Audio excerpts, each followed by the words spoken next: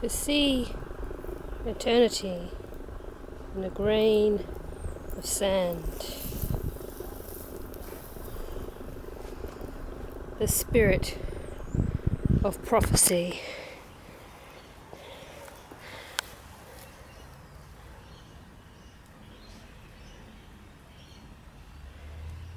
Is it the hands of the apothecary?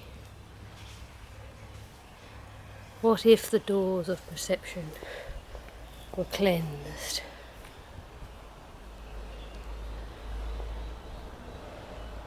Would we see a great and mighty tree, or are these just the images of the archetypes that lie behind, the shadows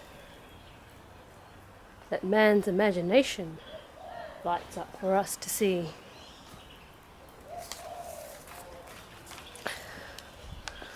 For this is the voice of one crying in the wilderness, the spirit of prophecy, the eternal body of man is the imagination, and that is God. Jesus is the imagination, and the imagination is the God within us all. The first principle, that the poetic genius is the true man, and that the body or outward form of man is derived from the poetic genius. Likewise, that the forms of all things are derived from their genius, which by the ancients were called an angel and spirit and demon. The religions of all nations are derived from each nation's different reception of the poetic genius, which everywhere is called the spirit of prophecy. For you can see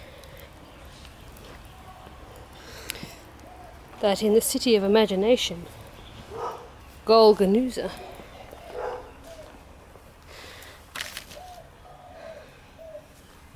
resides all products of man's imagination.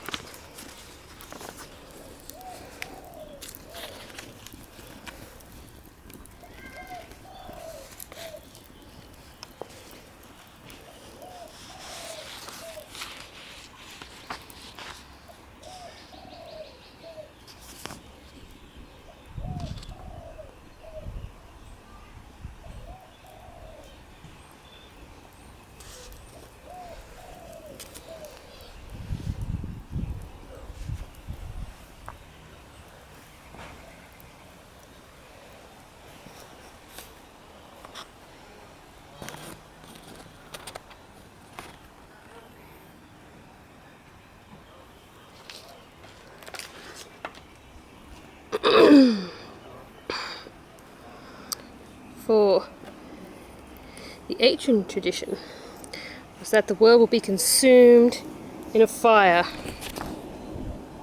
at the end of 6,000 years. For the cherub with his flaming sword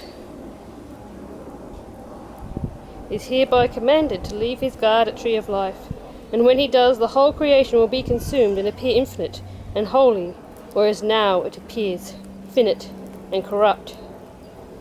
This will come to pass by an improvement of sensual enjoyment.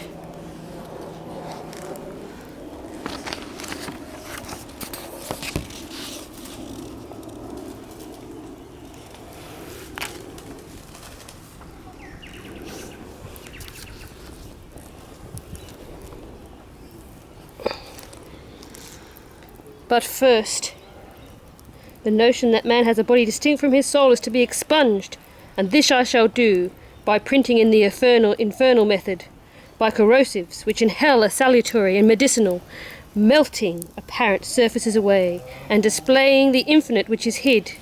If the doors of perception were cleansed, everything would appear to man as it is, infinite. For man has closed himself up till he sees all things through the narrow chinks of his cavern. It is the imagination that allows us to see the infinite. It is the imagination that is the emanation of God, not the words of priests, not the words of stale and dusty books, but the images in the mind of the poet and the artist who sees